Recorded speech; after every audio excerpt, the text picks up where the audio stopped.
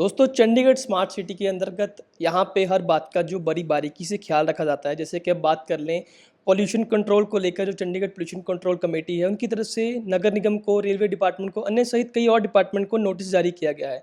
क्योंकि smart city में जो पॉल्यूशन है उसकी मात्रा वो लगातार बढ़ रही है और बढ़ते हुए आम लोगों को, नागरिकों को उसका कैसे खतरा झेलना पड़ सकता है, ये अनुमान शायद नहीं लगाया जा सकता। क्योंकि जब दिक्कतें आएंगी तो ऑब्वियसली लोग वहीं पे उनके सामने ही आएंगे, डिपार्टमेंट के पास आएंगे, ये दिक्कतें आ रही हैं। लेकिन चंडीगढ़ पोल्यूशन कंट्रोल कमेटी की तरफ से जो नोटिस जारी किया गया है नगर निगम को और रेलवे डिपार्टमेंट को और कई और डिपार्टमेंट को, तो हमारे साथ इस पे खास बातचीत करने के लिए एचओडी सौरभ जी मौजूद हैं। इनसे बातचीत करते हैं कि किस तरीके से ये देखती हैं जो नोटिस आपने जारी किया है पूरा, और जो ये डिपार्टमेंट्स हैं उसमें से कैसे अपना हल ढूंढ सकते हैं या पोल्यूशन को कैसे कम कर सकते हैं। सबसे पहले आपका बहुत बहुत स्वागत है दैनिक सवेरा में। Thank you very much. देखिए, शहर में जो वातावरण वायु प्रदूषण का जो एक विषय बना हुआ है, उसके इस संदर्भ में समय समय पर तकनीकी विशेषज्ञों के साथ मिल कर के, सरकारी तंत्र के विभागों के साथ मिल कर के हम एक समझने की कोशिश करते हैं कि हमारे पोल्यूशन का सोर्स क्या है। क्योंकि चंडीगढ़ एक बहुत ही छोटा सा सेगमेंट है एज ए पॉलिटिकल बाउंड्री अगर मैं कहूँ, और हम चारों तरफ से, एक तरफ हरियाणा से, एक तरफ पंजाब से जुड़े हुए हैं। और आपको भी पता है, हम सबको पता है कि पोल्यूशन जो है एक ये लोकल इशू ना होकर के ग्लोबल इशू है। और कोई भी चीज़ ऐसा नहीं होता कि अगर सोर्स जहाँ है वहीं पोल्यूशन इम्पैक्ट करता है। सोर्स कहीं भी हो सकता है, इम्पैक्ट बहुत बड़ा रीजन होता है। तो इन सभी स्थितियों को ध्यान में रखते हुए और विशेषज्ञों के एडवाइसेस को ध्यान में रखते हुए एक जो निष्कर्ष ये रहा है कि डस्ट का एक बहुत बड़ा योगदान है चंडीगढ़ के एयर पोल्यूशन की क्वालिटी को ख़राब करने के लिए। तो इस संदर्भ में हमने कई विभागों के साथ मिलकर के इस बात को आगे बढ़ाया है। म्यूनिसिपल कॉरपोरेशन है, पंजाब यूनिवर्सिटी है, पीजीआई है, रेलवे डिपार्टमेंट है, और वो सभी बड़े संस्थान जो कि पब्लिक एसेट्स को या सिविक एमेनिटीज़ को मेंटेन करते हैं, या जिनके पास बहुत बड़ा ओपन लैंड है जहाँ डस्ट का सोर्स हमें चिन्हित हमने किया है। हमने ग्राउंड वर्क भी किया हुआ है हमारी टीम ने। उस ग्राउंड वर्क करने के बाद पूरे शहर में हमने ग्राउंड वर्क किया है और आइडेंटिफाई किया है कि कहाँ कहाँ पोटेंशियल सोर्स हो सकता है डस्ट का।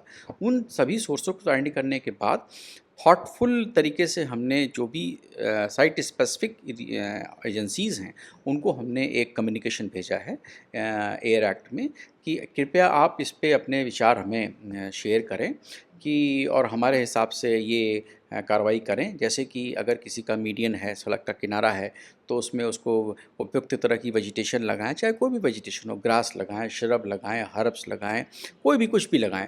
जिससे कि ग्रास, जब आप कोई किसी जगह किसी पौधे को लगाते हैं या वनस्पति को लगाते हैं, तो सबसे बड़ा अगर आप काम कर रहे होते हैं तो आप क्या करते हैं, सॉइल को बाइंडिंग कर देते हैं। सॉइल अगर एक बार बाइंड हो गई तो फिर वो ओपन टू डिस्पर्सल नहीं होगी।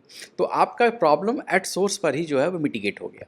तो हमने उनको यही रिक्वेस्ट किया है कि आप इन जगहों पर अपने आप पहले वनस्पति लगाएं। अगर वनस्पति संभव नहीं है, कोई शेड एरिया है, इस तरह का एरिया है, या कोई वाटर डेफिसिट एरिया है, तो वहाँ पर एक इको फ्रेंडली पेवर ब्लॉक्स आते हैं वो लगाएं, बोल्डर्स लगाएं, नहीं तो ग्रेवल डाल दें, बजरी डाल दें, जिससे कि डस्ट जो है, जो सोर्स जो है, उसको हम कैटर कर सकें।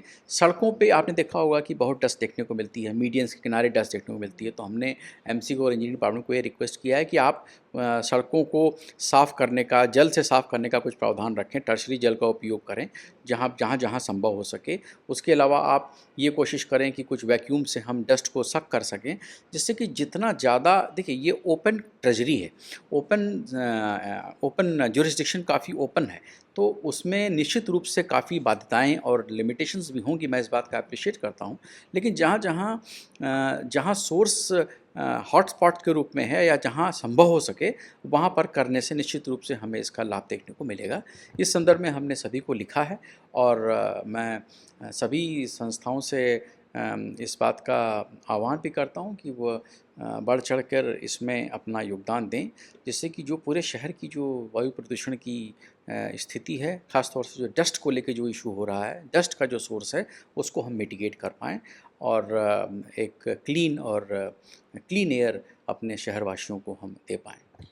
सौरभ जी, आपने कितने दिन का जो नोटिस जारी किया है डिपार्टमेंट्स को, और कितने दिनों में आपने रिपोर्ट मांगी है कि वो ठीक कर दें? जी, हमने उनको ये रिक्वेस्ट किया है कि आप 15 दिन में हमें अपने कमेंट्स भेजें, और उसके बाद हम इस पे फौरी तौर पर एक निर्देश भी जारी कर देंगे।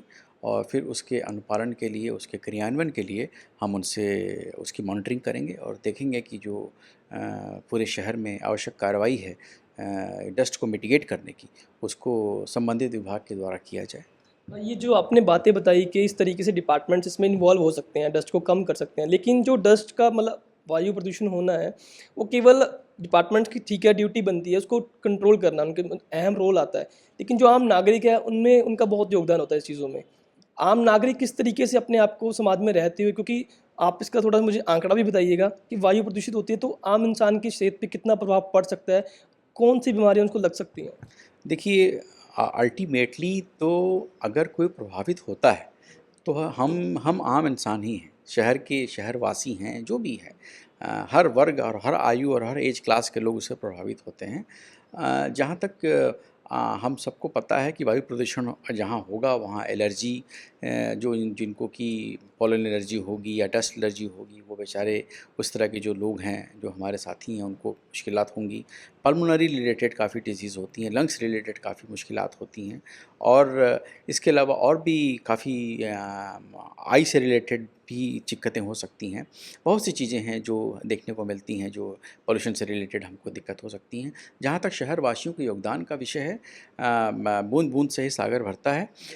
मुझे पूरी उम्मीद है कि खुले जगहों पर कूड़ा ना फेंक के, खुले जगहों पर अपने अगल-बगल कूड़ा न जलाएँ और न जलाने देने को लेकर के, जो भी किसी के यहाँ कंस्ट्रक्शन हो रहा है तो उसके कंस्ट्रक्शन और डेमोलिशन के वेस्ट को किसी जगह डंप ना करके, जो भी हमारे शहर में घरों में अन्य नगरवासियों के पास ओपन एरिया है उस पे उपयुक्त तरह का पौधारोपण करें। आपको पौधारोपण करने के लिए अगर कोई भी पौधा चाहिए तो वन विभाग आपको फ्री ऑफ कॉस्ट देगा। वो उसमें आपको तकनीकी योगदान भी देगा, सहयोग भी देगा, जिससे आप सॉइल को भी बाइंड कर सकते हैं अपने चारों तरफ। आप खुली जगहों पर कूड़ा नहीं फेंक करके हमें योगदान दे सकते हैं। आप कूड़ा और गंदगी जला कर के भी हमें योगदान दे सकते हैं। कंस्ट्रक्शन और डेमोलिशन वेस्ट को आप अपने लेवल पे तो नहीं फेंकें और दूसरे अगर फेंक रहे हैं तो उसकी सूचना संबंधित विभाग को दें, जिससे कि उसको हम रोक सकें। इन सब छोटे-छोटे प्रयासों से एक बहुत बड़ा अंतर देखने को हमें पूरे शहर में को मिल सकता है। आखिरी में मेरा सवाल यही रहेगा कि अगर जिन डिपार्टमेंट्स को आपने नोटिस जारी किया है उनकी तरफ से कोई ऐसा मतलब एडवांटेज अच्छे में आपको नहीं मिलता जवाब, तो क्या उनको कुछ जुर्माना भी लग सकता है इस बात को लेकर? देखिए हम प्रयास करेंगे। हमारा प्रयास ये है कि हम एक रेगुलेटर की तरह ना एक्ट करके हम इसमें एक फैसिलिटेटर की तरह एक्ट करें। हम सभी विभागों के साथ आपसी तालमेल और सामंजस्य के साथ मिल कर के ही हमने ये काम आगे बढ़ाया है और मुझे पूरा उम्मीद है कि सभी विभागों का हमें पूरा सहयोग मिलेगा, जिससे कि हम इस शहर की हवा को और साफ़ कर पाएँगे। निश्चित रूप से संबंधित जो एयर एक्ट और वाटर एक्ट है, उसमें अगर क्रियान्वयन नहीं होता है तो उसमें जुर्माने का प्रावधान है और उसमें और भी तरह-तरह के प्रावधान हैं जो कि इन्वोक किए जा सकते हैं। बट मुझे पूरा उम्मीद है कि ऐसी स्थिति की ज़रूरत नहीं होगी और हमें निश्चित रूप से सभी विभागों का अच्छा सहयोग मिल रहा है और मुझे पूरा उम्मीद है कि आगे भी ऐसे ही मिलेगा और हम सभी संबंधित विभागों के सहयोग से और हमारे पूरे चंडीगढ़ शहरवासियों के सहयोग से अपने शहर की एयर क्वालिटी को इम्प्रूव करने का जो प्रयास कर रहे हैं, उसमें हम काफ़ी हद तक सार्थक होंगे। अच्छा, एक और बात, जो पोल्यूशन की बात चल रही है तो पोल्यूशन में खाली हवा नहीं आती है, पानी भी बहुत प्रदूषित हो रहा है और सबसे ज़्यादा बीमारियां, लोग पीते तो पानी ही है ज़्यादातर, 70% हमारी बॉडी में पानी बढ़ा है और हम दिन में ज़्यादातर जो मात्रा, जैसे बोलते हैं डॉक्टर्स भी बोलते हैं 6 से 7 लीटर पानी पीना चाहिए, तो लोग ज़्यादा पानी ही पीते हैं, लेकिन पानी जब है ही प्रदूषित तो पीने से ऑब्वियसली शरीर खराब होगा ही होगा। तो उसको लेकर कैसे जो चंडीगढ़ पोल्यूशन कंट्रोल कमेटी है पानी को लेकर कैसे देख रही है? देखिए, इस संदर्भ में मेरे पास कोई ऐसा तथ्य नहीं है। निश्चित रूप से प्रदूषित पानी प्रदूषित पानी जो है वो एक कंसर्न है। लेकिन मेरे पास इस बात का कोई तथ्य अभी नहीं है कि जो घरों में सप्लाई हो रहा है पानी वो प्रदूषित है और मेरे ख्याल से संबंधित विभाग इसमें म्युनिसिपल कॉर्पोरेशन है।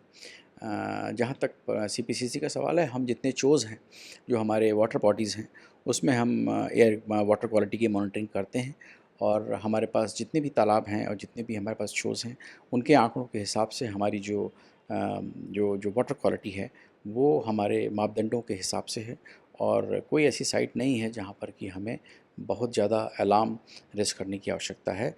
ये अगेन इन सब चीज़ों के लिए जो अच्छे प्रयास एमसी और इंजीनियरिंग डिपार्टमेंट द्वारा किए जा रहे हैं, वो ये उसी का एक आउटपुट है और मुझे उम्मीद है कि इन प्रयासों को और सार्थक और कारगर और अचूक बनाया जाएगा, जिससे कि हम अपनी जो ट्रीटेड वाटर क्वालिटी है, जो टर्शियरी वाटर की ट्रीटेड क्वालिटी है, उसको और अच्छा बना सकते हैं। बिल्कुल, सो आपने बातचीत सुनी, क्योंकि चंडीगढ़ खाली स्मार्ट सिटी होने के बावजूद भी इसमें यहाँ पे जो एयर पॉल्यूशन क्वालिटी को कंट्रोल किया जा रहा है, वायु प्रदूषण को कंट्रोल किया जाए, उसके लिए नोटिस भी जारी किए हैं। लेकिन आप अगर किसी भी शहर से बिलॉन्ग कर रहे हैं, आप भी इस बात का ख्याल रखिए कि जो वायु प्रदूषित है उसको कम से कम हम हर एक नागरिक का इसमें हिस्सा अहम हो सकता है। हम किस तरीके से, जैसे सर ने बताया कि पौधे लगा के हम मिट्टी को बांध सकते हैं ताकि वो उड़े ना, हवा प्रदूषित ना होए, क्योंकि हम हर 1 मिनट में साँस काफ़ी बार लेते हैं और वही हमारी जो शरीर में बनता है वो आगे हम निर्भर करता है। चंडीगढ़ से कैमरामैन आकाश के साथ प्रिंस गर्ग की रिपोर्ट। धन्यवाद।